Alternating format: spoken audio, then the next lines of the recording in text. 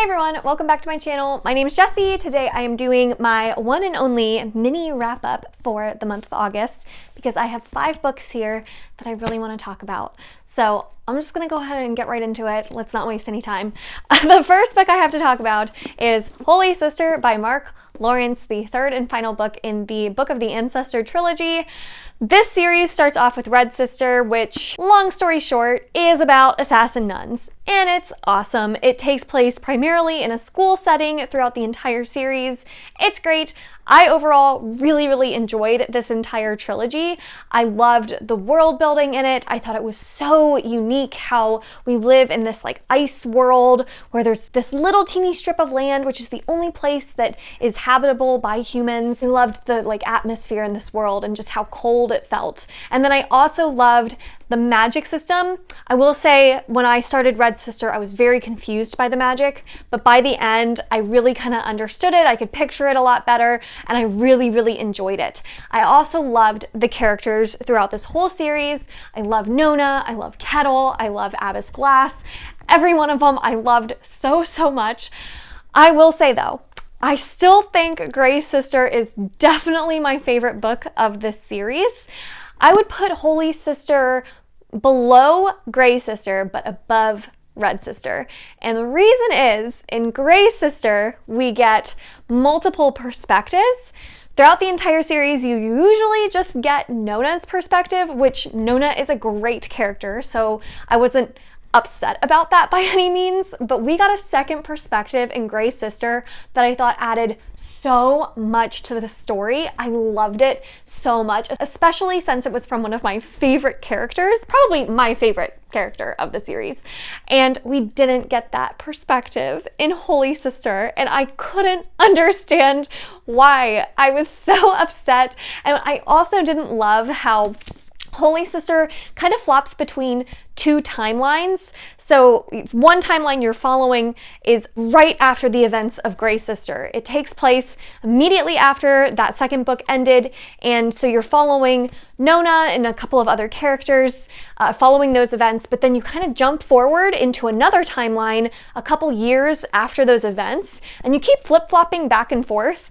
And I think the reason Mark Lawrence did that was Nona, as a character, knows all of the secrets and all of these plans, but you as the reader don't know them because some of those plans and secrets were discussed in different places in the timeline, and in order to create intrigue and mystery for the reader, I think adding the 2 timelines was Mark Lawrence's way of giving you a big reveal at the end of the ultimate master plan that Nona's known all along. And I don't love that strategy that authors take of building up tension by using the timeline strategy. I don't love that. And I was really annoyed that Nona knew everything and we as the reader were kept in the dark the whole time because of this timeline change. I just wasn't a big fan of it. So I still really enjoyed this final book. I would give it 4 stars. And again, I think it was a little above Red Sister just because Red Sister was so much set up and getting you immersed in the world and getting you familiar with the magic system and the characters. So I knew all of that in Holy Sister. I didn't have any of that confusion that I had in the first book, but I was still like super bummed at how it was told. I thought it was just not as good as Grey Sister. So definitely I would recommend this series, but know that Grey Sister is definitely my favorite personally. But I would love to hear if anyone else has read this series, which was your favorite in the series and why. Also, some of my favorite characters from Grey Sister weren't quite as present in Holy Sister, which really bothered me again because I like fell in love with all of these characters in Grey Sister, and then I just didn't get a whole lot of them in Holy Sister, so it was just the thing. Again, overall, this was a positive experience. I did enjoy this conclusion. I love Nona's character arc throughout this whole series. I love how loyal she is to her friends. Nona is definitely one of my favorite fantasy protagonists that I've read from. She's wonderful. She definitely made this whole series what it was for me. So I'm definitely interested in the spin-off series now, starting with The Girl of Ice and Stars. Is that it? Is that what it's called? I'm really interested in reading that one. I've heard it's very different. I've heard it's not as good maybe, but I still want to read it because I love the world so much. So Overall, I do recommend this, but just know I think the second book is the best. The next book I read was True Life by Jay Kristoff, the third and final book in the Lifelike trilogy, and this is Jay Kristoff's YA sci-fi series.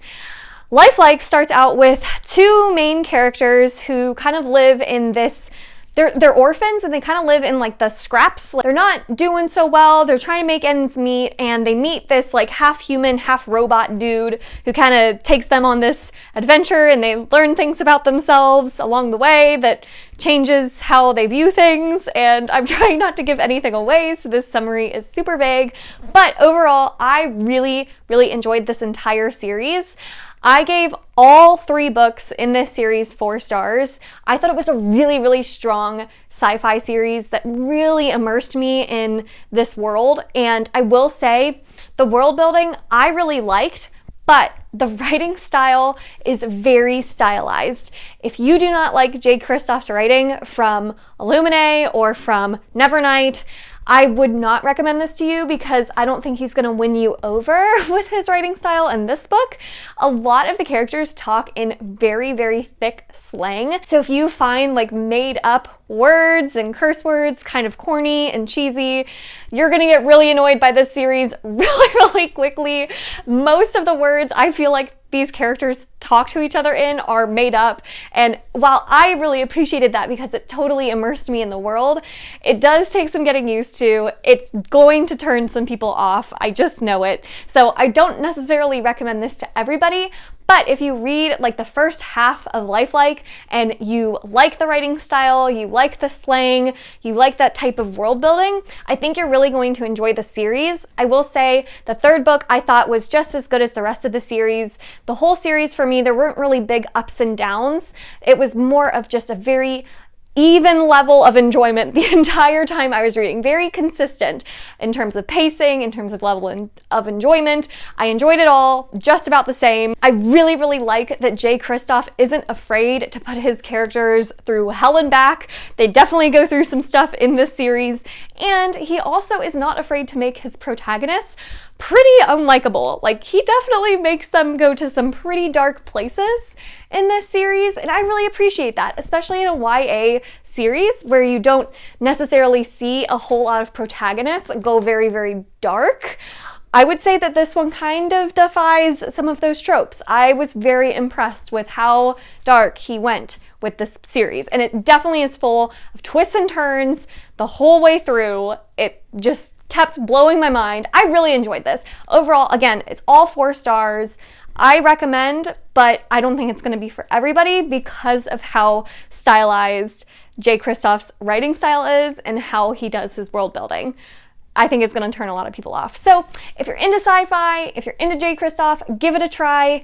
If you're not, no worries. I don't think this is like the best thing ever, but it was really fun. It was a fun time. The next book I tried to read and failed, I ended up DNFing this one, was The Phoenix Empress by Arsenault Rivera. This is the second book in the Their Bright Ascendancy series. I think that's what it's called. It starts with The Tiger's Daughter, and I really enjoyed The Tiger's Daughter. I was shocked at how much I enjoyed it because I didn't know anything about it going into it. It's basically an Asian-inspired fantasy world where these 2 warrior women who are kind of the heirs to their respective empires have this like coming-of-age story and this epic love story, and it was really beautifully written, very atmospheric. And it was all told in second person, which I was not expecting to really enjoy, but I thought it was pulled off so well in the first book that I was like, okay, I'm really into this actually. I definitely want to continue on with the series. However, I think the weakest part of the first book was the world building in general. I thought the strongest was the writing style, stunning, and the characters were great, but the world building was kind of lacking. And this second book, unfortunately, relies on a lot of that world building that I personally don't think was done to the best it could have been done, which is why I think this one for me, I was just not connecting to nearly as much. I found it really slow paced. And a part of why I loved The Tiger's Daughter so much was like the buildup of this relationship between the 2 main characters. And now that that's kind of established in this book, you're missing a lot of that fun of that building relationship, that blossoming romance. So it for me was just like lacking. I just like was not as into it. I was very disappointed. But it's not to say I'm going to give this up forever. I may come back to it in the future when maybe I'm more in the mood for this. I just wasn't feeling it. It was just not something I was enjoying. I just found it really, really slow paced. And again, there are so many books out there that I really, really want to get to. So I just didn't want to waste my time with a book that I felt like was going to be a 3-star book when I could be reading a 5-star book. So unfortunately, The Phoenix Empress was a DNF for now, but not forever. Maybe. We'll see. The next book I read, so excited, was Shorefall by Robert Jackson Bennett, the sequel to Foundryside. You guys know I love Foundryside so much. Have I not said that enough on my channel? I love Foundryside. My goodness, this did not disappoint. I thought it just expanded on everything that I loved so much from the first book. I thought this was just as good as Foundryside. I don't think it was necessarily better. It wasn't worse. It was just as good. If you don't know anything about Foundryside, essentially it's a Venetian-inspired fantasy world. The magic system is brilliant. It's almost like it's computer coding where you're able to, well, certain people are able to hack into an inanimate object's reality and change it to suit their needs. It's just a fascinating world. It follows a thief character named Sanchia who has to team up with this ragtag group of like not great people, and they have to perform this heist in the first book. And I thought Shorefall was just as much fun. It had just as much humor, and everything I loved about Foundryside was also present in Shorefall. There was an introduction of some new characters that I thought were really well done. I loved them.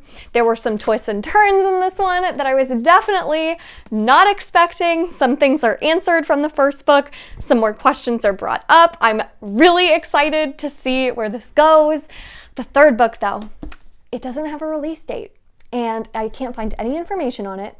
So I'm freaking out a little bit because this left off on the biggest cliffhanger, and now I need the third book and I don't know when it's coming out. So if anyone has any information on the third book, please let me know in the comments down below because I need it in my life. I love this series. It's definitely going to probably go down as one of my favorite fantasy series ever. Definitely so far that I've read. This is in my top 10. Overall, I can't recommend this enough. If you like the type of stories that follow, you know, ragtag group of friends that kind of have that found family aspect, if you like heist stories, if you like complex, cool, unique magic systems, this has it all. I think it's wonderful, and I loved every second of it. 5 stars if you didn't guess that already. And then the last book I have to talk about is Things You Save in a Fire by Katherine.